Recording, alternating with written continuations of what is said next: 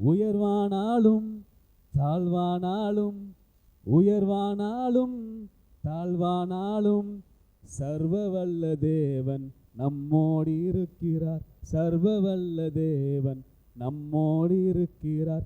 சந்தோஷமாயிருங்க, எப்பொழுதும் சந்தோஷமாயிருங்க.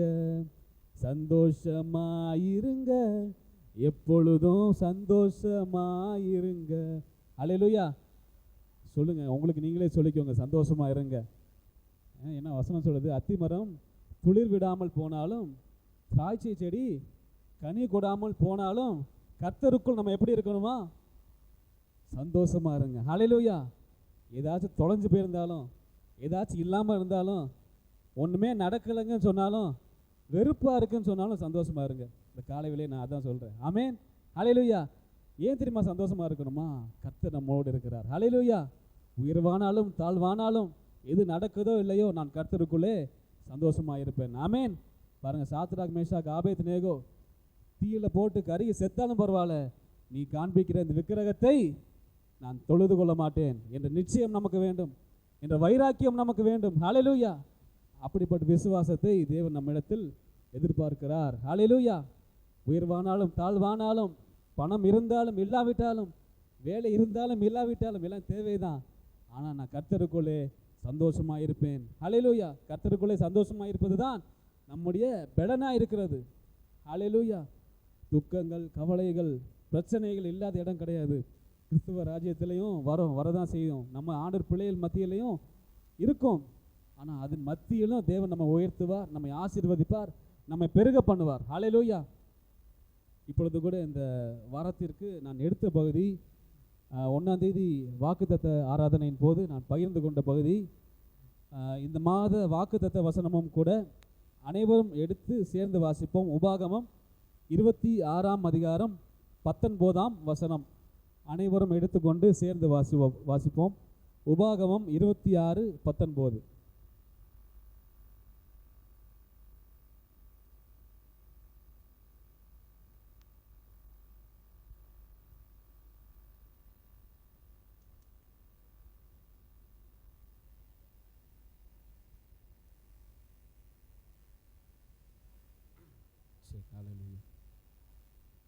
ஆமென். ஹல்லேலூயா. நான் உண்டு பண்ணின எல்லா ஜாதிகளை பார்க்கிலும் புகழ்ச்சியிலும் கீர்த்தியிலும், அப்புறம் சொல்லுங்க, மகிமையிலும் உன்னை சிறப்பாக வச்சிருப்பாரு ஆண்டவர். எதில் சிறப்பாக வச்சிருப்பாரு? சொல்லுங்க, வாய்களை திறந்து சொல்லுங்க. புகழ்ச்சியிலும். சொல்லுங்க, சத்தமாக சொல்றீங்களா? புகழ்ச்சியிலும் கீர்த்தியிலும் மகிமையிலும் என்னை சிறந்திருக்கும்படியாக என் தேவன் வைப்பார். ஹல்லேலூயா. அடுத்து வாசிப்போம் தொடர்ச்சியாக. நீ உன் தேவனாகிய கர்த்தரான எனக்கு பரிசுத்த ஜனமாக இருப்பாய் என்றும் அவர் இன்று உனக்கு சொல்லுகிறார். ஆமென். ஹல்லேலூயா. பாருங்க, தேவன் சொல்றாரு, புகழ்ச்சியிலும் கீர்த்தியிலும் மகிமையிலும் நம்மை சிறந்திருக்கும்படியாக செய்வாராம். ஹல்லேலூயா. அவர் இரட்டிப்பான ஆசீர்வாதங்களை கொடுக்கிற தேவன். தம்மை தேடுகிறவர்களை அவர் கைவிடாத தேவன். வேதம் சொல்லுகிறது, அவர் போஷிக்கிற தேவன், அவர் விசாரிக்கிற தேவன் என்று நாம் வாசிக்கிறோம். ஹல்லேலூயா. அவர் நம்மை விசாரிக்கிறவரானபடியால் உங்கள் கவலைகளை எல்லாம் யார் மீது வைக்க வேண்டுமா? தேவன் மீது வைக்க வேண்டுமா? ஹல்லேலூயா.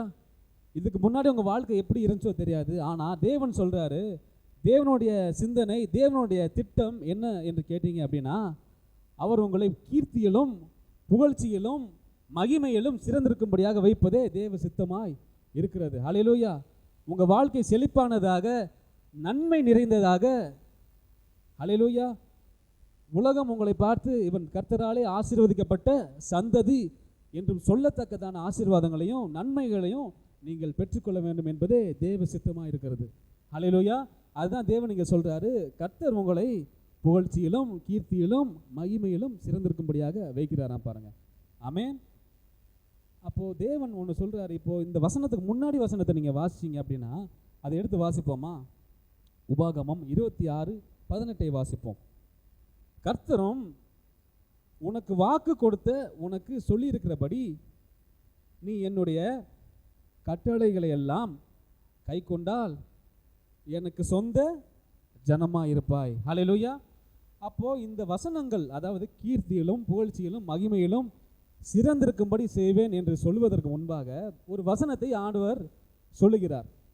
அந்த வசனம் என்னவென்றால், இப்பொழுது வாசித்தபடி, கர்த்தரும் உனக்கு வாக்கு கொடுத்து உனக்கு சொல்லி இருக்கிறபடி நீ என்னுடைய எதை கை கொண்டால்னு சொல்கிறாரு? கட்டளைகளை எல்லாம் கை கொண்டால் யாருக்கு சொந்த ஜனமாக இருப்பீங்க? அவருக்கு. எப்போ சொந்த ஜனமாக இருப்பீங்க? அவர் கட்டளைகளை கை கொள்ள வேண்டுமா? சரி, அவர் என்ன வாக்கு கொடுத்தார்? யாருக்காச்சும் தெரியுமா? உனக்கு வாக்கு கொடுத்துன்னு சொல்றாருல, அவர் என்ன வாக்கு கொடுத்தார்?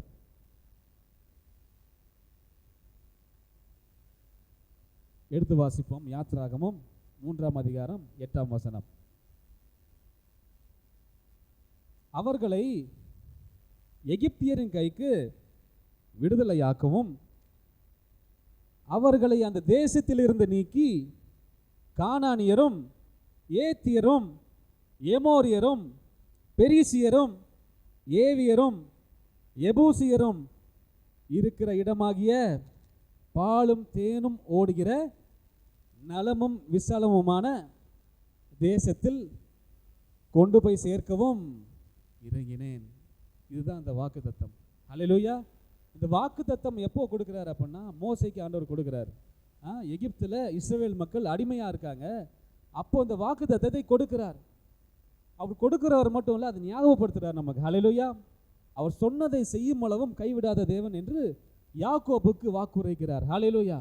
கர்த்தர் சொல்கிறாரு, உங்களுக்கு சொன்னதை செய்கிற வரையும் அவர் கைவிடவே மாட்டாராம். பாருங்க. அப்போது மோசேக்கு ஆண்டவர் சொல்கிறாரு, அவர்களை எகிப்தியரின் கைக்கு விடுதலையாக்கவும் அவர்களை அந்த தேசத்தில் இருந்து நீக்கி கானானியரும் ஏத்தியரும் ஏமோரியரும் பெரிசியரும் ஏவியரும் எபூசியரும் இருக்கிற இடத்துல, அது எந்த தேசமாவது? பாலும் தேனும் ஓடுகிற நலமும் விசாலமுமான தேசத்தில் கொண்டு போய் வைக்கிறது தான் கர்த்தருடைய தூய்மையான திட்டம். ஹல்லேலூயா. ஏதோ ஒரு இடத்துல இருக்கிறேன்றதில்லை. அப்படி இருந்தால் தேவனுக்கு விருப்பம் இல்லை. ஹல்லேலூயா. எகிப்தில் ரொம்ப அடிமையாக இருந்தாங்க.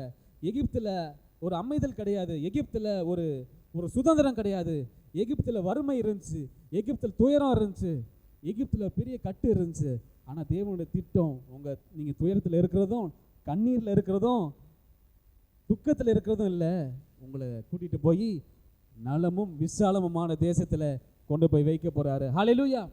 நலமும் விசாலமுமான தேசம் மட்டும் இல்லை, அது பாலும் தேனும் ஓடுகிற தேசம். ஹல்லேலூயா. தேவனுடைய சிந்தனையெல்லாம் அப்படி தான் இருக்குது பாருங்க.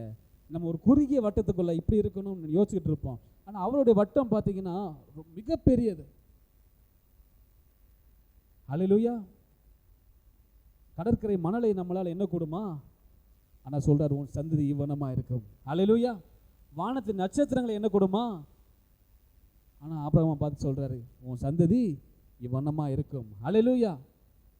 பாருங்கள், வானத்தில் உள்ள காரியங்களை யோசித்து பார்க்கும்போது நம்மளால் கணக்கே இட முடியாது.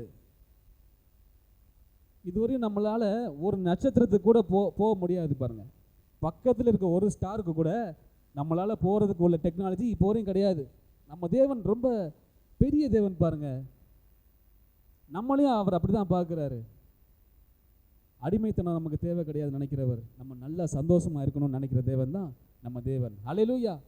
எப்படி நம்ம குழந்தைகளுக்கு சிறப்பான காரியத்தை செய்யணும், என் பையனுக்கு சிறப்பானதை வாங்கி கொடுக்கணும், என் பொண்ணை சிறப்பான ஸ்கூலில் போய் சேர்க்கணும் அப்படின்னு நம்மளே ஆசைப்படும் பொழுது, கர்த்தராகிய தேவன் அண்ட சராசங்களை படைத்தவர், அவருடைய சிந்தனைகள் அவருடைய எண்ணங்கள் எப்படி இருக்கும், அப்படி தான் நம்மளையும் இருக்க வைக்க அவர் ஆசைப்படுகிறார்.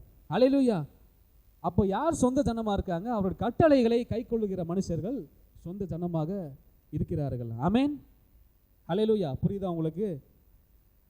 அவர் சொன்ன வாக்குத்தத்தம் இதுதான் பாருங்க. நலமும் விசாலமுமான பாலும் தேனும் ஓடுகிற தேசத்திற்கு கொண்டு போய் சேர்க்கவும் இறங்கினேன் அப்படின்னு சொல்றாரு பாருங்க. அப்போது உபாகமம் 26:18 என்ன சொல்கிறது? நீ என்னுடைய கட்டளைகளை எல்லாம் கை கொண்டால் எனக்கு சொந்த ஜனமாக இருப்பாய். பாருங்க, தேவ வார்த்தைக்கு நம்ம ரொம்ப ஈஸியாக சொல்லிடுறோம். ஆபிரகாம் ஆசீர்வதித்தார், ஈசாக்கு ஆசீர்வதித்தார், யாக்கோபு ஆசீர்வதித்தார் அப்படின்னு சொல்லிடுறோம். ஆனால் அவங்களுக்கு எல்லாம் ஒரு டாஸ்க் கொடுக்குறாரு. ஆபிரகாமுக்கு என்ன டாஸ்க் கொடுத்தாரு? ஈசாக்க போய் பலி கொடு. அப்போது நம்மளோட வாழ்க்கையிலும் அவருடைய வார்த்தைகளினாலே சில டாஸ்கை கொடுக்குறாரு பாருங்க. ஆனால் அந்த டாஸ்க் எப்படி இருக்கும்னா ரொம்ப சுலபமாக இருக்கும், ரொம்ப ஈஸியான டாஸ்காக இருக்கும். அந்த டாஸ்க் நம்ம செஞ்சோன்னா இந்த ஆசீர்வாதங்கள் எல்லாம் நமக்கு தான் பாருங்க. ஹல்லேலூயா. பாருங்க, பேதுருவுக்கு ஒரு சின்ன வார்த்தை தான் சொன்னார், ஆழத்தில் போய் வலையை போடு. பகலில் யார் மீனே பிடிக்க முடியாது. அந்த வார்த்தைக்கு பேதுரு கீழ்ப்படிந்தார் பாருங்க. இப்போ மோசையை கொண்டு போய் கடலை பார்த்து கோலை நீட்டுன்னு தான் சொல்கிறாரு பாருங்க. கடல் ரெண்டாக பிளக்குது. இது பெரிய டாஸ்கா? இது பெரிய காரியமா? நீங்கள் கர்த்தரை நம்பி வந்துட்டீங்கன்னா உங்கள் காரியங்கள் எல்லாத்தையும் அவர் பார்த்துக்குவார். அவர் கொடுக்குற காரியங்கள்லாம் ரொம்ப சுலபமாக இருக்கும். அது விசுவாசிக்கிறதா இருக்கும். ஹல்லேலூயா. அவர் சொல்கிற சிறிய காரியத்தை விசுவாசிக்கிற வண்ணமாக இருக்கும் பாருங்கள். பாருங்கள், கண்மலையை பார்த்து பேசு. இந்த வாக்குத்தத்தங்களை நம்பி மோசையை கூட்டிகிட்டு வந்துட்டார் ஜனங்களை. அவர் கொடுக்குற டாஸ்க்கெல்லாம் பார்த்தீங்கன்னா ரொம்ப சுலபமாக இருக்குது. அப்போ நம்ம அந்த வார்த்தைகளை தியானிக்கும் பொழுது தான் அந்த டாஸ்க்கெல்லாம் என்னன்னு தெரியும். அவர்கள் கற்பனைகளை கை கொள்ளணும் பாருங்கள். பாருங்கள், 300 பேர்த்தை வைத்து 1,35,000 மீதியானியரை ஆண்டவர் முறியடிக்கிறார். ஹல்லேலூயா. இந்த வார்த்தை தெரியல உங்களுக்கு? கிதியோனின் கர்த்தரின் பட்டயம், கிதியோனின் பட்டயம். ஹல்லேலூயா. பாருங்கள், வெறும் 300 பேர்த்தை வைத்து 1,35,000 பேர்த்தை முறியடிக்க முடியுமா? அந்த 300 பேரும் போய் என்ன பண்ணாங்க தெரியுமா? அந்த வசனத்தை எடுத்து வாசிப்போமா? நியாயாதிபதிகள் 7ஆம் அதிகாரம் 22ஆம் வசனம். 300 பேரும் எக்காலங்களை ஊதுகையில் கர்த்தர் பாளையமெங்கும் ஒருவர் பட்டயத்தை ஒருவருக்கு விரோதமாக ஓங்க பண்ணினார். ஹல்லேலூயா. அந்த 300 பேரும் போய் யுத்தம் பண்ணலை. அந்த 300 பேரும் போய் என்ன பண்ணுறாங்க தெரியுமா? என்ன பண்ணாங்க? எக்காலங்களை ஊதுறாங்க பாருங்க. அவர் கொடுக்குற டாஸ்கெல்லாம் அப்படி தான் இருக்குது பாருங்க. இதெல்லாம் எதை குறிக்கிறது என்றால், சின்ன சின்ன நீங்கள் விசுவாசிக்கணும்.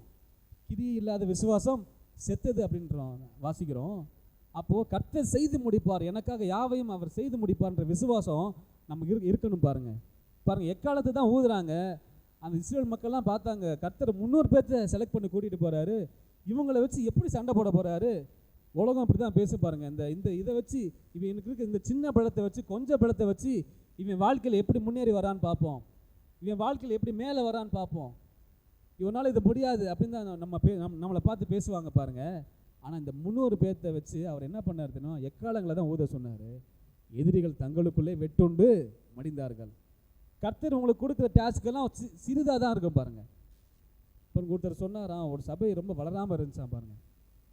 அவர் போய் சொன்னாரா சபை பாஸ்டர்கிட்ட போய் ஒரு நோட்டை போட்டு, நீங்கள் வந்து என்ன பண்ணுங்கள், வாரம் உங்கள் சபை ஆராதனை எப்போ ஆரம்பிக்குது, எப்போ முடியுது, எத்தனை பேர் வராங்க அப்படின்னு சொல்லி எழுதிட்டு நீங்கள் எவ்வளோ காணிக்க வந்துச்சு இதை மட்டும் எழுதுங்க அப்படின்னாராம். சொல்லிட்டு போயிட்டாராம். இந்த மாதிரி 2 சபை கோயம்புத்தூரில் நடந்த விஷயம். 2 சபைகளுக்கு அப்படி சொன்னாராம். அவர் போன சபைகளிலே இப்படி சொன்னாராம். 2 சபையுமே ஒரு சிறிய சபை, ஒரு சரியான கட்டிடம் கூட இல்லாத சபை. அப்போ இந்த 2 சபைகளிலுமே இவர் சொன்ன வார்த்தைகளை கேட்டு ஒரு போதகர் மட்டும் என்ன பண்ணாராம், இதை ஒரு விசுவாசமாக எண்ணி ஒரு நோட்டை வாங்கி போட்டு அவர் சொன்னபடியே சபையோட பேர், சபை எங்கே இருக்குன்னு போட்டு, சபை அட்ரஸ் போட்டு, ஞாயிறு ஆராதனை தேதி நேரம், இன்றைக்கு இத்தனை பேர் வந்தாங்க, செய்தியின் தலைப்பு இது அப்படின்னு போட்டு கிட்டத்தட்ட 1 வருஷமாக மெயின்டைன் பண்ணிட்டே வந்தாராம். இன்னொரு போதகர் இவர் சொன்ன வார்த்தைகளை அலட்சியமாக எண்ணி அதை அப்படியே விட்டாராம் பாருங்க. 1 வருடம் கழித்து அதே போதகர் அந்த சபைகளுக்கு போதகம் பண்ணும்படியாக போயிருக்காரு பாருங்க. இவர் சொன்னதை கேட்டு அந்த பாஸ்டரோட சபை ஒரு பெரிய பில்டிங் கட்டி அதிகமாக வளர்ந்து கிட்டத்தட்ட 300 பேர் வந்தாங்களாம். ஹல்லேலூயா. இவர் போகும்பொழுது வெறும் 15 பேர் தான் அந்த சபையில் இருந்தாங்களாம். இவர் அடுத்து 1 வருஷம் கழித்து திரும்பி போகும்பொழுது 300 பேர் இருந்து அந்த சபை ஆசீர்வதிக்கப்பட்டதான் பாருங்கள். இவர் இதே வார்த்தையை சொன்ன இன்னொரு போதகர் அவர் சபைக்கு போனாராம். அவர் எப்படி இருந்தாரோ அதே நிலையிலே அவங்க இருந்தாங்களாம் பாருங்கள். ஒரு முன்னேற்றமும் இல்லை, ஒரு பெரிய வளர்ச்சியும் இல்லை. இப்போ கர்த்தர் இந்த மாதிரி காரியங்களை ஒரு சிறிய விஷயம் தான் பாருங்கள். அந்த போதகர் சொன்ன வார்த்தைக்கு கீழ்ப்படிந்தார். சின்ன நோட்டை வாங்கி போட்டு இதை எழுதுங்க, இதை செய்யுங்க, கர்த்தர் இப்படி தான் உங்கள்கிட்ட பேசுவார். காலையில் ஜெபத்துக்கு போங்க, வேதத்தை எடுத்து வாசிங்க, யாருன்னே தெரியாது திடீர்னு வந்து சிறிய வார்த்தை உங்கள்கிட்ட பேசுவாங்க. பிரதர் கவலைப்படாதீங்க, கர்த்தர் பார்த்துக்குவார்னு போயிடுவாங்க. அந்த ஒரு வார்த்தை கிரியை செய்யும் உங்கள் மத்தியில். அல்லேலூயா. இப்போ தேவன் உங்களுக்கு ஒரு நலமும் விசாலமான தேசத்தை கொடுக்குறாருன்னா அதை சுதந்திரிப்பதற்கு உங்களுக்கு விசுவாசம் தேவை.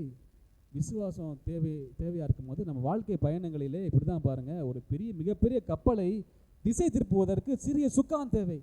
அந்த சுக்கான் இவ்வளோ சின்னதாக தான் இருக்கும், ஆனால் கப்பல் பல மடங்கு 1000 மடங்கு பெருசாக இருக்கும் பாருங்கள். அந்த சுக்கான் விசுவாசத்துக்கு சமமாக இருக்கிறது. ஹல்லேலூயா. நம்ம வாழ்க்கையில் ஜெயிக்க வேண்டும் என்றால் விசுவாசம் தேவை. நலவும் விசாலமான பாலும் தேடும் ஓடுகிற தேசத்தை நீங்கள் சுதந்திரிக்க வேண்டும் என்றால் விசுவாசம் தேவை. அந்த விசுவாசம் பெரிய டாஸ்க்லாம் கிடையாது, கர்த்தருடைய வார்த்தை தான் அந்த விசுவாசம். அந்த வார்த்தையை நம்பி நீங்கள் கிரியையினால நடப்பிக்க வேண்டும். ஹல்லேலூயா. பாருங்க, கானா ஒரு கல்யாண வீட்டில் இந்த ஆண்டவராக இயேசு கிறிஸ்துவின் முதலாவது அற்புதம் கானா ஒரு கல்யாண வீடு. ஹல்லேலூயா. பாருங்க, ஒரே வார்த்தை தான், அவர் சொன்னபடியே செய்யுங்கள், தண்ணீர் திராட்சரசமாய் மாறும். அந்த ரகசியம் யாருக்கு தெரிந்தது? அவர் சொன்னபடியே செய்யுங்கள் என்று யாரிடம் கூறியது?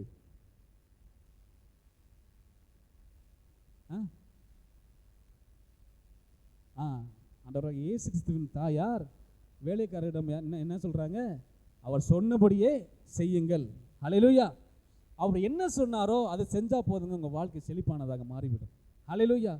ஆசீர்வாதம் விசுவாசா வரும் கண்டிப்பா, ஆனா அவர் சொன்னபடி நடக்க வேண்டும், அவர் சொன்னபடி செய்ய வேண்டும்.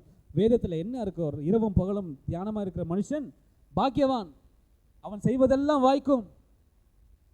அப்போ ஆசீர்வாதங்கள் நன்மைகள் இருக்கு, நிச்சயமாக இருக்கு. அதை சுதந்திரிப்பதற்கு அவர் சொன்னபடியே செய்ய வேண்டும். ஹல்லேலூயா.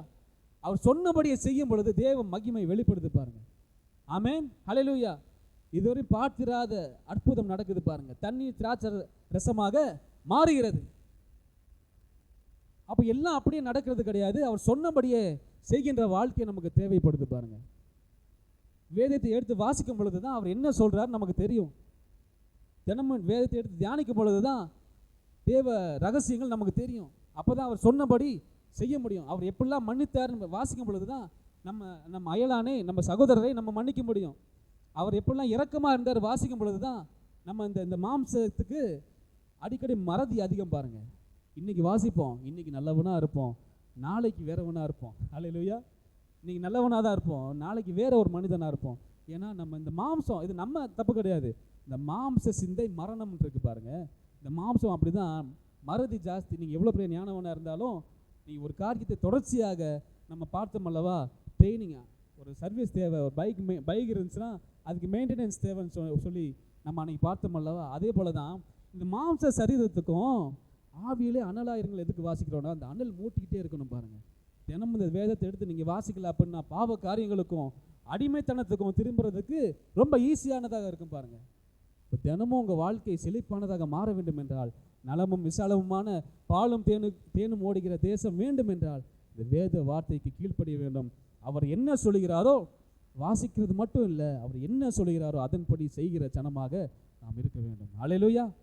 எத்தனை பேர் நான் அவர் சொல்லுகிற வார்த்தையின்படி நான் செய்கிறவனாக இருப்பேன் என்று சொல்கிறீங்க? ஹல்லேலூயா. அப்படி செய்தீர்கள் என்றால் கானா ஒரு கல்யாண வீட்டிலே தேவ மகிமை வெளிப்பட்டது. ஹல்லேலூயா.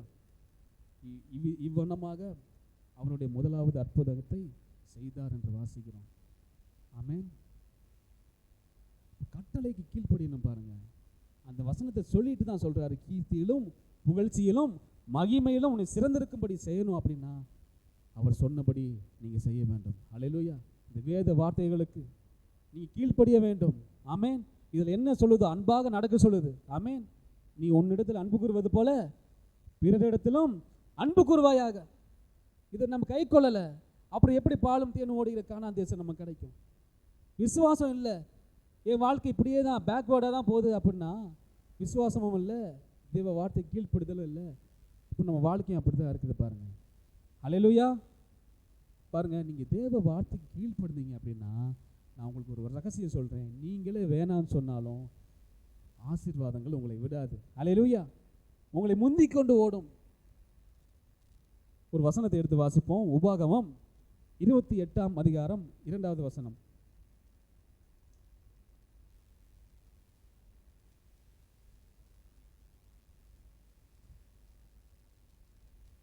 ஹல்லேலூயா.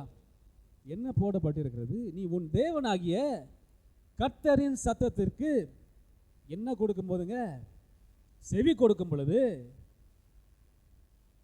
இப்பொழுது சொல்லப்படும் ஆசீர்வாதங்கள் எல்லாம் உன்மேல் வந்து உனக்கு பலிக்கும். எப்போ பலிக்குமா? செவி கொடுக்கும் பொழுது. அந்த ஒரு வார்த்தைக்கு தேவன் சொல்றார், அவர் சொல்லுகிறபடியே செய்யுங்கள். ஏன்னா இயேசுவின் தாயாருக்கு தெரியும், அவர் சொல்லுகிறபடி செய்தால் அற்புதங்கள் நடைபெறும், அதிசயங்கள் நடைபெறும் என்று நிச்சயமாக தெரிந்து கொண்டபடியினாலே வேலைக்காரரை நோக்கி, இதுவரையும் அதிசயமே பார்த்ததே இல்லையா பாருங்க, முதல் அற்புதம். ஆனால் இயேசுவின் தாயாருக்கு அந்த ரகசியம் தெரிந்தது, இவர் சொன்னபடி செய்தால் அற்புதம் நடக்கும். ஆமென். பாருங்க, இந்த வசனம் ஆங்கிலத்தில் போடப்பட்டிருக்கிறது. and all these blessings shall come upon you and overtake you. overtakeனா உங்களை முந்திக் கொண்டு போகுமா பாருங்க. இந்த ஆசீர்வாதங்கள் எல்லாம் உங்களை முந்திக் கொண்டு போகுமா? பிகாஸ் அப்புறம் because you obey the voice of the Lord your God. அவர் வார்த்தைக்கு செவி கொடுக்கும் பொழுது, கர்த்தாவே எனக்கு வேணாம்னு சொன்னா கூட, இல்லை இல்லை இதுதான் உனக்கு நல்லது, இதுதான் உனக்கு சிறந்தது, நீ இங்கே தான் இருக்கணும் அப்படின்னு உங்களை எங்கேயுமே போவிடாம தூக்கி கொண்டு வந்துடுவார் பாருங்க. ஹல்லேலூயா. இந்த விதமான ஆசீர்வாதங்கள் யாருக்கெல்லாம் வேணும்? ஹல்லேலூயா. உங்களை முந்திக் கொண்டு போகிற ஆசீர்வாதங்கள் எல்லாம் வேணுன்றவங்க சத்தமா ஆமென் சொல்லுங்க. ஹல்லேலூயா. நான் சொல்கிறேன், இன்றையிலிருந்து எல்லா சகல விதமான ஆசீர்வாதங்களும் உங்களை முந்திக் கொண்டு வரப்போகிறது. நிச்சயமாக அது நடக்கும். ஆமென். நீங்கள் ஓடவும் முடியாது, எங்கேயும் ஒளியவும் முடியாது. ஹல்லேலூயா. சின்ன பிள்ளைங்க அடிக்கடி பேசுவாங்க, ஓடவும் முடியாது ஒளியவும் முடியாது. இது எந்த டைலாக் எனக்கு தெரியாது, ஆனால் எங்கள் ஏரியாவில் சின்ன பிள்ளைங்க அடிக்கடி ஓடவும் முடியாது ஒளியவும் முடியாது கர்த்தருடைய ஆசீர்வாதத்துக்கு. இப்போ அதை தான் நம்ம பார்க்க போகிறோம் பாருங்கள். கர்த்தர் உங்களை தெரிந்து கொண்டார் என்றால் நீ ஓடவும் முடியாது, நிச்சயமாக ஒளிந்தாலும் கர்த்தர் உங்களை விட மாட்டார். நீ தான் வேணும், உன்னை வச்சு தான் செய்வேன், உன்னை தான் உயர்த்துவேன், ஏன்னா இது என்னாலே தெரிந்து கொள்ளப்பட்ட சந்ததி. ஆமென். ஹல்லேலூயா. எத்தனை பேர் விசுவாசமாக பெற்றுக்கொள்கிறீங்க? நீங்கள் தேவ ஆசீர்வாதங்களுக்கு தப்பவே முடியாது பாருங்கள். நீங்கள் அவர் தெரிந்து கொண்டீங்க அப்படின்னா நீங்கள் ஒரு நாளும் தப்பவே முடியாது. ஹல்லேலூயா. ஒரு வசனத்தை எடுத்து வாசிப்போம். 1 சாமுவேல் 10ஆம் அதிகாரம் 21 வாசிப்போம். பக்கம் 352. பழைய ஏற்பாடு 1 சாமுவேல் 10ஆம் அதிகாரம் 21ஆம் வசனம். அவன் பென்யமீன் கோத்திரத்தை அதனுடைய குடும்பங்களின்படியே சேர பண்ணின பின்பு, வாசிங்க, கீசின் குமாரனாகிய சவுலின் மீதும் சீட்டு விழுந்தது.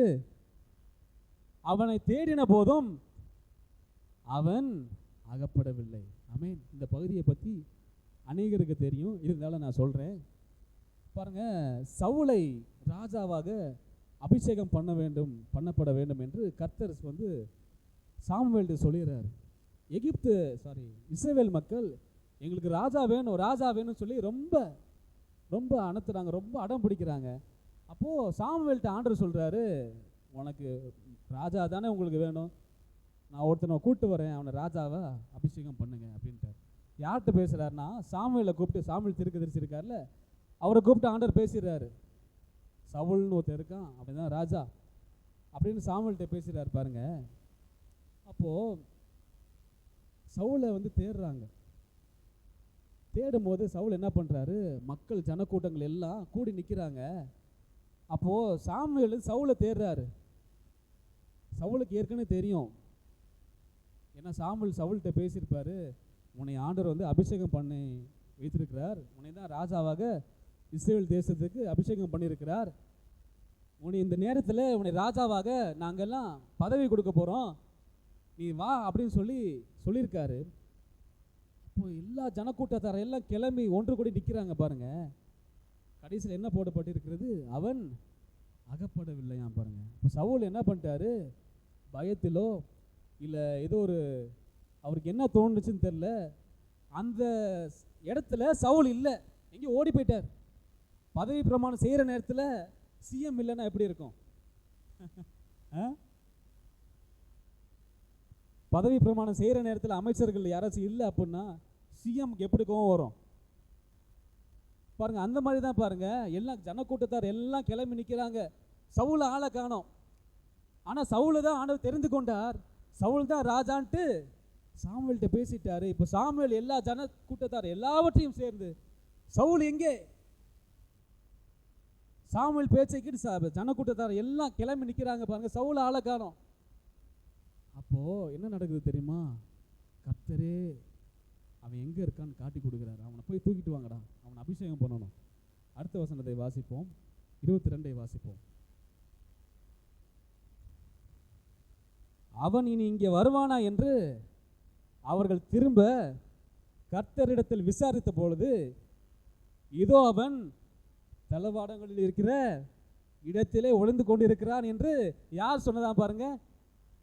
யார் சொல்றாரு? கர்த்தர். ஆமென். நீங்க ஓடி போய் ஒளிந்தாலும் ஆண்டவர் விட மாட்டார் உங்களை. ஆளை விட்டு தூக்கிட்டு வாங்க, அவன் எங்க இருக்கான்னு எனக்கு தெரியும். ஆமென். அவன் அங்கதான் ஒளிஞ்சிட்டு இருக்கான். அவன் தப்ப முடியாது என் ஆசீர்வாதத்துக்கு, என்னோட உயர்வுக்கு அவன் தப்ப முடியாதுங்க. அவனை கூட்டுவாங்க போய். ஏன்னா யாருக்கும் தெரியல. சாமுவேலுக்கு ரொம்ப கஷ்டமா இருக்கு. ஏன்னா சாமுவேல் கர்த்தர் சொன்னான்னு சொல்லி எல்லாவற்றையும் கூட வைத்து இவன் தான் ராஜா என்று மக்களை எதிர்பார்த்து நிற்கிறாங்க பாருங்க.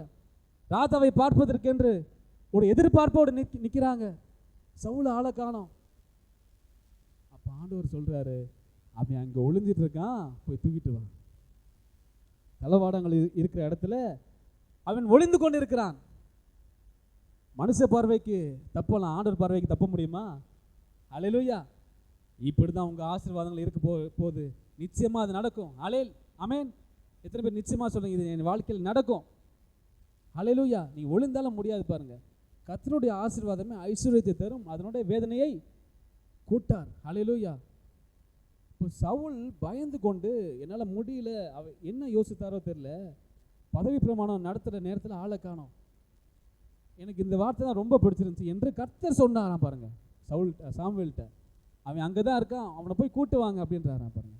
அடுத்த வசனத்தை வாசிப்போம், 24ஆம் வசனம் வாசிப்போம். அப்பொழுது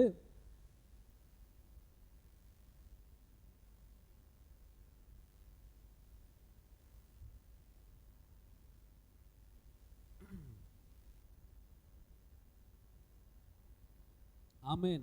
அப்பொழுது சாமுவேல் எல்லா ஜனங்களையும் நோக்கி, கர்த்தர் தெரிந்து கொண்டவனை பாருங்கள், சமஸ்த ஜனங்களுக்குள்ளும் அவனுக்கு சமமானவன் இல்லை என்றான். அப்பொழுது ஜனங்கள் எல்லாரும் ஆர்ப்பரித்து, ராஜா வாழ்க என்றார்கள். ஆமென். ஹல்லேலூயா. பாருங்க, தேவன் ஒரு காரியத்தை நியமித்தார், அவர் செய்து முடிக்க திட்டமிட்டார்னா நிச்சயமாக அதுக்கு ஒரு பிளான் பியே கிடையாது. ஹல்லேலூயா. வேற பிளானே கிடையாது. கர்த்தர் உங்களை கொண்டு தான் நிச்சயமாக அதை நடப்பிப்பார். ஆமென். பாருங்க, இதற்கு முன்னாடி இந்த காரியங்கள் நடப்பதற்கு முன்னாக இந்த சவுல் இருக்கார்ல, சவுல் யாருக்குமே அவர் யாருன்னே தெரியாது பாருங்க. இந்த சவுலை கொண்டு வந்து சாமுவேல்கிட்ட ஆண்டவர் எப்படி சேர்ப்பார் அப்படின்றத பார்க்கும் பொழுது ரொம்ப ஆச்சரியமா இருக்கு பாருங்க. சில வேளைகளில் நம்ம வாழ்க்கையில் ஏதாச்சும் இழந்து போயிருந்தோம் அப்படின்னா, ஏதாச்சும் ஒரு காரியம் இல்லை, எனக்கு ஏன் இப்படி நடந்தது எப்படி அப்படின்ற நீங்கள் யோசிக்கும் பொழுது சில காரியங்கள் நன்மைக்கு ஏதுவான காரியங்களாக இருக்கிறது. அல்லேலூயா. ஆமாம், ஏன் எனக்கு மட்டும் இப்படி நடக்குது அப்படின்னு நீங்கள் நினச்சிங்க அப்படின்னா அதுக்கு ஒரு காரணம் இருக்கிறது. சில காரணங்கள் தேவன் உங்களை உயர்த்தும்படியாகவே வைத்திருக்கிறார் பாருங்க. இப்போ சவுல் என்கிற மனுஷன் யாருன்னே யாருக்குமே தெரியாது பாருங்க. ஆனால் ஆண்டவர் வந்து சாமுவேல்கிட்ட பேசுகிறாரு, நாளைய தினம் இந்த நேரத்தில் இந்த தேசத்துக்கு ராஜாவாக இருக்க போகிற ஒரு மனிதனை உன்னிடத்தில் கூட்டி கொண்டு நான் வருவேன் அப்படின்றாரு பாருங்க. யார்கிட்ட சொல்றாரு? சாமுவேல்கிட்ட. யார் சொல்றா? கர்த்தர் சொல்றாரு. இந்த மக்கள் எதிர்பார்க்கிற ராஜாவை நாளைய தினத்தில் இந்த நேரத்தில் நான் கூட்டி கொண்டு வருவேன், அவன் தான் இந்த தேசத்து ராஜா அப்படின்னு சொல்லி சாமுவேல்கிட்ட சொல்றாரு பாருங்க. அதே நேரத்தில் அதுவரையும் சவுல் யாருன்னு நான் பார்த்ததே கிடையாது. சாமுவேல் மக்களுக்கும் யாரும் சவுல் யாருன்னே தெரியாது பாருங்க. அதே நேரத்தில் சவுலோட வீட்டில் கழுதைகள் காணாம போகுது. அந்த வசனத்தை வாசிப்போமா? 1 சாமுவேல் 9ஆம் அதிகாரம் 3ஆம் வசனம்.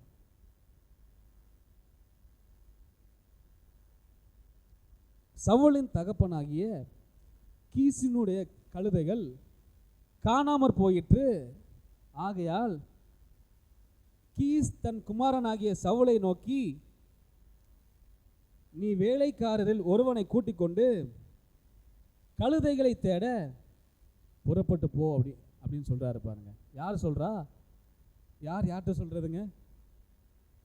அப்பா மகன்கிட்ட சொல்கிறாரு. அப்பா பேர் என்ன? கீசுனுடைய குமாரன் யார்? சவுல். பாருங்க, தேவன் சாமுவேல்கிட்ட பேசின அதே நேரத்தில் இங்கிட்டு கீஸோட வீட்டில் கழுதைகள் காண போகுது பாருங்க. ஆமீன். சவுலுக்கு தெரியுமா நம்ம ராஜாவாக போகிறோன்ட்டு? தெரியாது. சவுலோட தகப்பனுக்கு தெரியுமா நம்ம ராஜாவாக போகிறோம் அப்படின்னு? தெரியாது. ஆனால் அவங்க வீட்டில் ஒரு இழப்பு உண்டாகுது பாருங்க. அந்த காலத்தில் சும்மா இல்லை, ஒரு இழப்பு. அந்த கழுதைகள் காணாம போச்சு அப்படின்னா அதன் மூலமாக வருகின்ற வருமானங்கள் நின்று போய்விடும். ஆமீன். அது ஒரு இழப்பு தானே அந்த குடும்பத்துக்கு. கழுதைகள், ஆடுகள், மாடுகள் தான் அப்போ உள்ள காலத்தில் வருமானங்கள் கொடுக்கக்கூடிய காரியங்கள் பாருங்க. இப்போது சவுலோட தகப்பன் சொல்கிறாரு, இந்த கழுதைகளை காணோம், இந்த வேலைக்காரனை கூப்பிட்டு போய் கழுதைகளை போய் கண்டுபிடிப்போ அப்படின்றாரு. அப்போ அந்த சவுல் என்ன பண்ணுறாரு? அவங்க தகப்பனுடைய பேச்சுக்கு கீழ்ப்படுகிறாரு பாருங்க. இதெல்லாம் யதார்த்தமாக நடக்குதான்னு பார்த்தீங்க அப்படின்னா வாசிக்கும் பொழுது இது யதார்த்தமான காரியங்களாக தான் இருக்குது பாருங்க. முதல்ல நான் வாசிக்கும் போது ஆனால் இது எல்லாம் தேவனுடைய திட்டங்கள். ஆமேன். இந்த கழுதை காணா போனது தேவ திட்டம். இந்த கழுதையை தேடி தான் சவுல் என்ன பண்ணுறாரு? தூரதேசத்துக்கு போகிறாரு பாருங்க. அங்கிட்ட தேடி போகிறாரு, வேலைக்காரங்களை கூட்டிகிட்டு போகிறாரு. இப்போ ரொம்ப தூரம் போயும் கழுதையில் காணவே பாருங்க, தேடி கண்டே பிடிக்க முடியல. அப்போ சவுல் என்ன சொல்கிறாரு வேலைக்கார்ட்ட, தம்பி நம்ம தகப்பன் ரொம்ப கவலைப்பட்டார், கழுதைகள் இல்லைன்னு கவலைப்பட்டார். இப்போ கழுதை இல்லைன்ற கவலை மாறி நம்மளை காணோன்னு கவலைப்பட ஆரம்பிச்சிருவார்ப்பா, நம்ம வீட்டுக்கு போயிடுவோம் அப்படின்றார். தேவ திட்டங்கள் எப்படிலாம் நடக்குதுன்னு பாருங்களேன். சவுல் சொல்கிறாரு, கழுதை இல்லைன்ற கவலை மாறி நம்மளை காணோன்னு சொல்லி நம்ம தகப்பன் கவலைப்பட ஆரம்பித்து விடுவார். உடனடியாக நம்ம வீட்டுக்கு திரும்பி போவோம் அப்படின்றார் பாருங்க.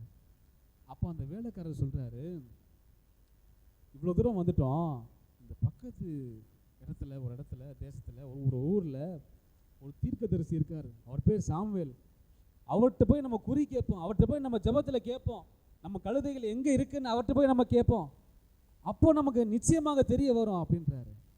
உடனே இவங்க சொல்கிறாங்க, அவர்கிட்ட போகணும்னா சாதாரணமாக போக முடியாது, பெரிய மனிதர், சாமுவேல் தீர்க்கதரிசி பெரிய மனிதர், சுலபமாக அவர்கிட்ட பக்கத்தில் யாரும் போக முடியாது பாருங்க. அப்போ இவங்க சொல்கிறாங்க, அவர்கிட்ட போகும்போது நம்ம போய் ஜெபத்துக்கு போனோம்னா அவருக்கு ஏதாச்சும் காணிக்கை இல்லாமல் போக முடியாது, ஏதாச்சும் கையில் கொடுத்து தானே அவர்கிட்ட நம்ம போய் கேட்க முடியும், வெறும் கையோடு எப்படி போக முடியும், அவர் வேணும் அதனால் போக வேண்டாமா அப்படின்னு சொல்லி பேசிகிட்டு இருக்கும் பொழுது வேலைக்காரன் ஒருத்தர் சொல்கிறான், தின்பண்டங்கள் பாருங்க, இவங்க சொல்கிறாங்க தின்பண்டங்கள் இருந்தால் கூட கொடுத்துடலாம், அதுவும் தீர்ந்துட்டோம், நம்ம வர வழியில் சாப்பிட்டே வந்துட்டோம், அதுவும் தீர்ந்து போச்சு அப்படின்னு சொல்லும் பொழுது வேலைக்காரன் சொல்கிறாப்புல, நம்மள்கிட்ட கொஞ்சம் வெள்ளி காசுகள் இருக்குது, அதை வேணால் அவர்கிட்ட கொடுத்து நான் அவர்கிட்ட போய் குறி கேட்போம் அப்படின்னு சொல்கிறாரு பாருங்க. 1 சாமுவேல் 9:15 வாசிப்போம்.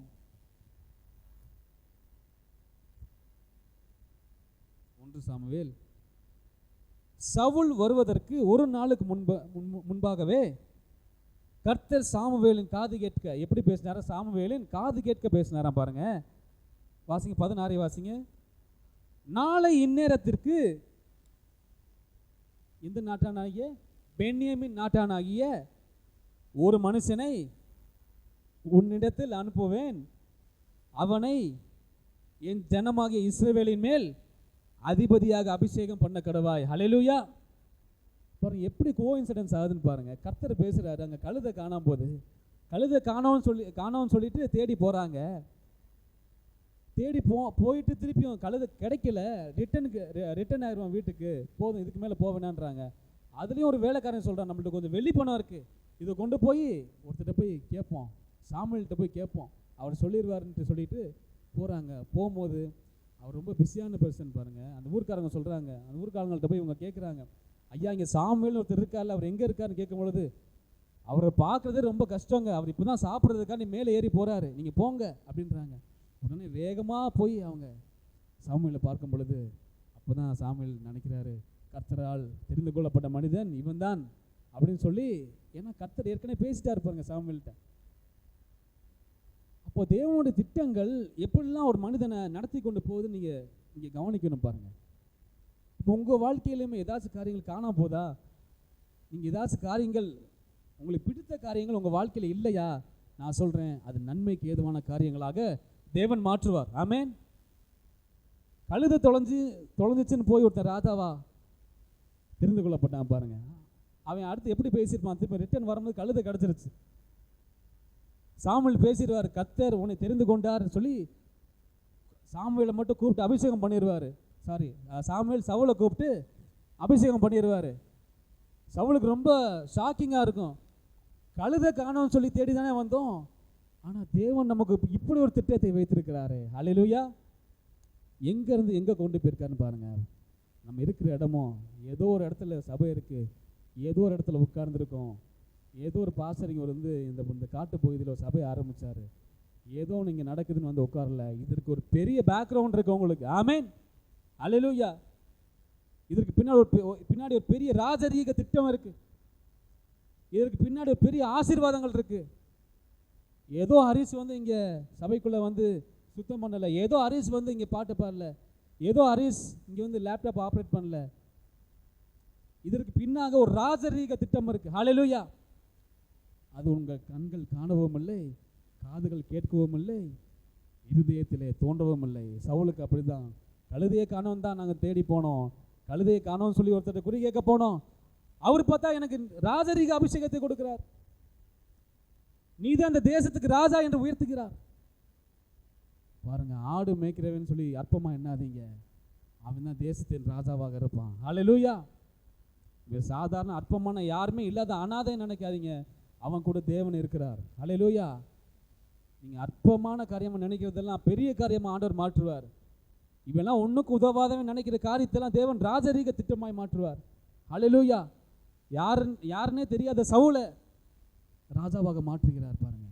ஆமென். அப்போ நீங்க இங்க இருக்கிறதுக்கு ஒரு திட்டம் இருக்கிறது. யதார்த்தமா எதுவுமே நடக்கவில்லை பாருங்க. யதார்த்தமா நீங்க ஒரு இடத்துல போய் வேலைக்கு சேர, ஒரு ஊர் விட்டு ஊர் போய் ஒரு இடத்துல வேலைக்கு போறீங்கன்னா நீங்க யதார்த்தமா போகல, அந்த ஜனங்களுக்கு ஆசீர்வாதமாக தேவன் உங்களை வைத்திருக்கிறார். என்னோட பின்னணி வேற, நான் வந்த இடம் வேற, எங்க அப்பா இருந்த ஊர் வேற, ராம்நாடு, அவர் வேலைக்கு வந்த இடம் வேற, அவர் திருமணம் பண்ணது வேற, இது எல்லாவற்றையும் தேவன் மாற்றி கொண்டு வந்த இடம் வேற, அவர் மூலமாக தெரிந்து கொள்ளப்பட்ட சந்ததி இவன் நம்ம இருக்கிறோம் பாருங்க, இது வேற. ஹல்லேலூயா. ஹல்லேலூயா. அவர் இல்லைன்னா இன்னைக்கு நாங்கள் தேவனை அறிந்து கொள்ள முடியாது பாருங்க. ஏதோ ராம்நாட்டில் ஒரு சிறிய ஊரில், சிறிய கிராமத்தில், அப்புறம் எங்கள் அப்பா கூட பிறந்தவங்க சொல்லுவாங்க, நான் அப்பமே வருவேன்டா, உங்கள் அப்பாவை பார்க்கும் பொழுது பின்னாடி ஒரு குடிசை வீட்டுக்குள்ளே ஒரு பாஸ்டர் ஜெபம் பண்ண வருவார், அவர் கூட உட்காந்துருப்பார் உங்கள் அப்பா. ஹல்லேலூயா. தேவ திட்டம் எப்படிலாம் செயல்படுதுன்னு பாருங்கள். அன்னைக்கு அவர் அங்கே ரசிக்கப்படலைன்னா அன்னைக்கு அந்த சிறிய குடிசைக்குள்ளே உட்கார்ந்து அந்த சண்டே கிளாஸ் டீச்சர்கிட்ட அவரும் சேர்ந்து, அவர் ரொம்ப ஆர்வமாக இருப்பார் பாருங்க எங்கள் அப்பா. அவர் வந்தோடனே அங்கே இருக்கிற பையங்களெல்லாம் கூப்பிட்டு வந்துடுவாராம், உட்கார வைப்பாராம், அந்த பாஸ்டருக்கு வேணுன்றதெல்லாம் செய்வாராம். அது பக்கத்தில் அப்பா அனுதினமும் அங்கே தான் போய், ஞாயிற்றுக்கிழமை ஆகிட்டா நம்ம பாஸ்டர் பக்கத்தில் அவர் சண்டே கிளாஸ் நடத்துறதுக்கு சகல உதவிகளையும் பண்ணுவாராம். அப்போ ஒருத்தர் சொன்னார், இந்த காரியங்களெல்லாம் அப்பா இறந்ததுக்கு அப்புறம் சொன்னார், ரொம்ப ஆச்சரியமாக இருந்துச்சு. தேவனுடைய திட்டங்கள் நீங்கள் நினைப்பதற்கும் வேண்டிக் கொள்வதற்கும் உங்கள் சிந்தனைக்கு அப்பாற்பட்டவை. ஹல்லேலூயா. நீங்கள் யதார்த்தமாக வந்து, நான் இப்பவும் சொல்கிறேன், உறுதியாக சொல்லுகிறேன், நீங்கள் யதார்த்தமாக உட்காரவில்லை. உங்கள் பிள்ளைகளுக்கு ஒரு காரணம் உண்டு, நீங்கள் தனியாக இருப்பதற்கு ஒரு காரணம் உண்டு, நீங்கள் அழுகிறதற்கு ஒரு காரணம் உண்டு. உங்கள் அழுகையை ஆனந்த கழிப்பாக தேவன் மாற்றுவார். ஹல்லேலூயா. அதுதான் சொல்கிறோம். என் பக்கத்தில் ஒரு பையன், நான் சொன்னேன்ல, அவன் சொல்கிறான், இந்த காரியம் நடக்கவே மாட்டேங்குதுண்ணே, எங்கள் அம்மாவும் கைவிட்டாங்க, எங்கள் அப்பாவும் எனக்கு உதவி செய்ய மாட்டானே, ரொம்ப கஷ்டமாக இருக்குண்ணே அப்படின்னு சொன்னான். நான் சொன்னேன், நீ சந்தோஷமாக இருடா தம்பி அப்படின்னு. நான் உயர்வானாலும், நம்ம பாடினோம்ல, உயர்வானாலும் தாழ்வானாலும் சர்வவல்ல தேவன் நம்மோடு இருக்கிறார். அத்திமரம் துளிர் விடாமல் போனாலும், திராட்சை செடி கனியே கொடுக்காமல் போனாலும், நீ கர்த்தருக்குள்ள மகிழ்ச்சியாரு, அடுத்த நிமிஷமே உனக்கு அற்புதத்தை ஆண்டவர் செய்வார். ஆமென். அது உன்னுடைய விசுவாசத்தின் முதல் ஸ்டெப்புடா. நீ சந்தோஷமா இரு. கர்த்தருடைய கை குறுகவில்லை. கர்த்தர் செய்கின்ற ஆசீர்வாதங்களை ஒருவனாலும் தடை பண்ண முடியாது. ஹல்லேலூயா. நீயும் தடை பண்ண முடியாது. எப்படி சவுல் ஒளிந்து கொண்டிருந்தானோ, அந்த ஆசீர்வாதத்தை மனிதனாலே தடை பண்ண முடியவில்லை. தேவன் காட்டி கொடுத்தார். அவனை போய் தூக்கிட்டு வாங்கடா, என் பிள்ளையை உயர்த்துறேன் அப்படின்னாரு. ஏன்னா கர்த்தர் திட்டமிட்டு விட்டார். அதை யாராலும் தடை பண்ண முடியாது, உங்களாலும் தடை பண்ண முடியாது. சவுலை ராஜாவாக தேவன் மாற்றினார். ஆமென், ஹல்லேலூயா. இப்படி தான் உங்கள் வாழ்க்கையில் தேவன் அற்புதங்களை செய்ய போகிறாரு. எதையுமே ரொம்ப அசால்ட்டாக நினைக்காதீங்க. எல்லாவற்றிற்கும் ஒரு ரீசன் இருக்குது. ஹல்லேலூயா. என் பிள்ளை தவறான வழியில் போகிறான் அப்படின்னா கவலைப்படாதீங்க, தேவன் மாற்றுவார். குறித்த காலத்தில் அவன் திரும்பி வருவான் பாருங்க. ஹல்லேலூயா. ஒரு வசனத்தை வாசித்து முடிப்போம். 1 சாமுவேல் 16ஆம் அதிகாரம் 7ஆம் வசனம்.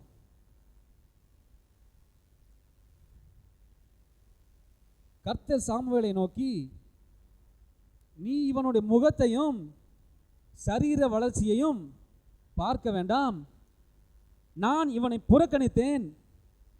மனுஷன் பார்க்கிறபடி நான் பாரேன். மனுஷனோ முகத்தை பார்க்கிறான், தேவனோ இருதயத்தை பார்க்கிறார். ஆமென், ஹல்லேலூயா. எந்த மனிதராலும் உங்கள் ஆசீர்வாதங்களை தடை பண்ண முடியாது பாருங்க. இப்பொழுது இந்த வசனங்களிலே தாவீது சாமுவேல் ஆண்டவர் சொல்றாரு, ஈசாய் வீட்டில் போய், ஈசாயின் ஒருத்தர் இருக்காரு, அவரோட மகன்களிலே ஒருவனை ராஜாவாக நான் தெரிந்து கொண்டேன்னு சொல்லி சாமுவேல்கிட்ட சொல்லிடுறாரு பாருங்க. சாமுவேல் உண்மையிலே வேதத்தில் சாமுவேலை பற்றி படிக்கும் பொழுது அநேக காரியங்களை நான் கற்றுக்கொண்டேன். அப்போது சாமுவேல் இந்த ஈசாயோட வீட்டுக்கு போகிறாரு. 1 சாமுவேல் 16:10 வாசிப்போம். இப்படி ஈசாய் தன் குமாரரில் 7 பேரை சாமுவேலுக்கு முன்பாக கடந்து போக பண்ணினான்.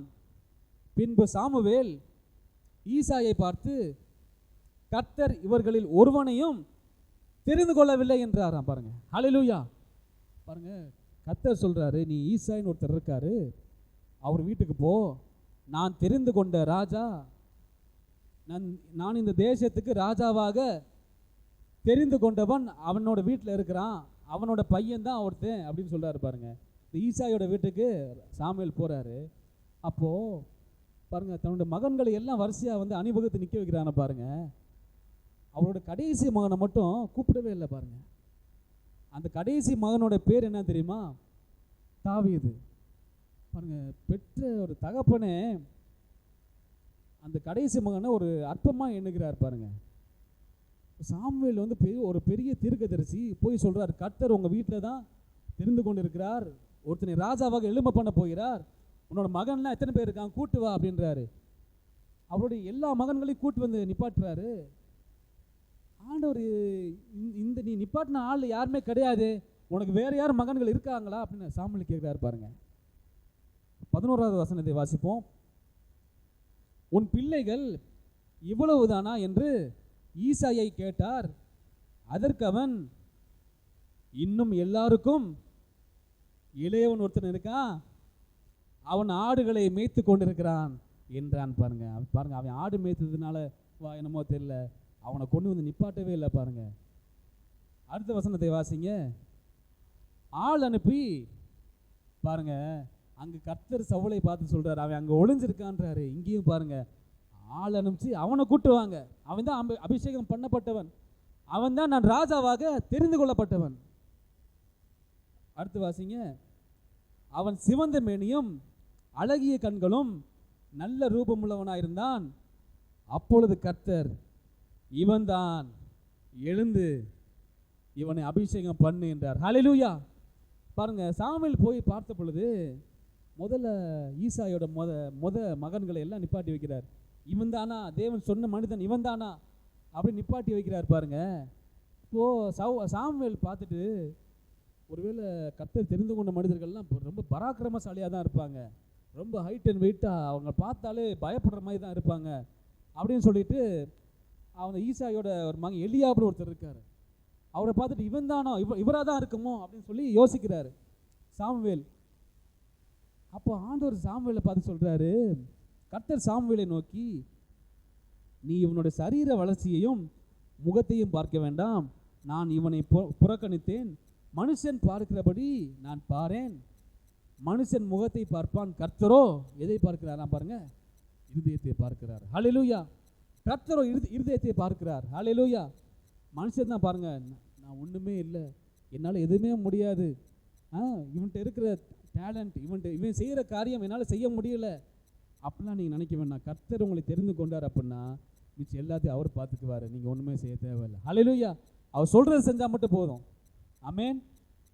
பாருங்கள், தாவீதை ரொம்ப துர்ச்சனமாக ஒரு அற்பமாக எண்ணி தாவீதை கூட்டிகிட்டே வரல ஈசாய். ஆனால் கடைசியில் ஆண்டவர் வந்து அதையும் விட்டு வைக்கல. பாருங்கள், அவனை முதல்ல போய் கூட்டு வா. சாமுவேல் கேட்குறாரு, உன் மகன்கள் இவ்வளோதானா, வேறு யார் இருக்காங்களா அப்படின்னு கேட்குறாரு. பாருங்க, இளைவன் ஒருத்தன் இருக்கான், அவன் ஆடு மேய்ச்சிட்டு இருக்கான், முதல்ல அவனை போய் கூட்டு வா அப்படின்னு சொல்கிறாரு. அவனை கூட்டு வந்தோடனே ஆண்டவர் சொல்கிறார், இவன் தான் அபிஷேகிக்கப்பட்டவன், இவன் தான் நான் தெரிந்து கொள்ளப்பட்ட ராஜா. ஹல்லேலூயா. கர்த்தருடைய ஆசீர்வாதங்களுக்கு நீங்கள் தப்பவே முடியாது. ஹல்லேலூயா. நிச்சயமாக கீர்த்தியும் புகழ்ச்சியும் மகிமையுமாக தேவன் உங்களை இரட்டிப்பான நன்மைகளால் திருப்தியாக்குவார். எப்போ திருப்தியாக்குவார்? அவர் சொல்லுகிறபடி செய்யும் பொழுது, அவருடைய கட்டளைகளுக்கு கை கொள்ளும் போது. ஆமென். அவர் கட்டளையின்படி செய்கிற பொழுது, அவர் வார்த்தையை தியானிக்கும் பொழுது. ஹல்லேலூயா. ஒரு வசனத்தை மட்டும் எடுத்து வாசித்து முடிப்போம். உபாகமம் 28:3 முதல் 12 வரை அனைவரும் சேர்ந்து வாசிப்போம். அவருடைய கட்டளைக்கு கீழ்ப்படியும் போது என்ன விதமான ஆசீர்வாதங்கள் உங்களுக்கு உண்டாயிருக்கிறது என்று இந்த வசனங்களிலே போடப்பட்டுள்ளது.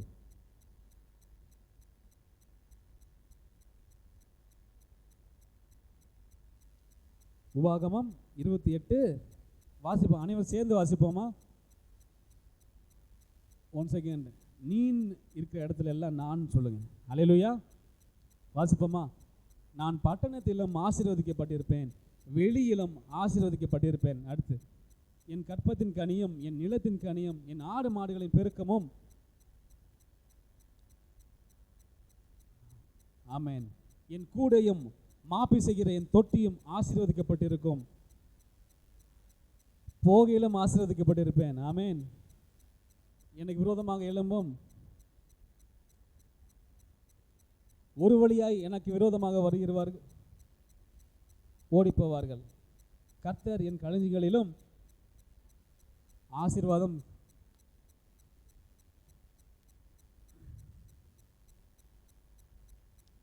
என் தேவனாகிய கர்த்தரின் கட்டளைகளை கைக்கொண்டு அவர் வழிகளில் நடக்கும்போது கர்த்தர் எனக்கு ஆணையிட்டபடியே என்னை தமக்கு பரிசுத்த ஜனமாக மாற்றுவார். அப்பொழுது கர்த்தருடைய நாமம் பூமியின் ஜனங்கள் எல்லாம் கண்டு.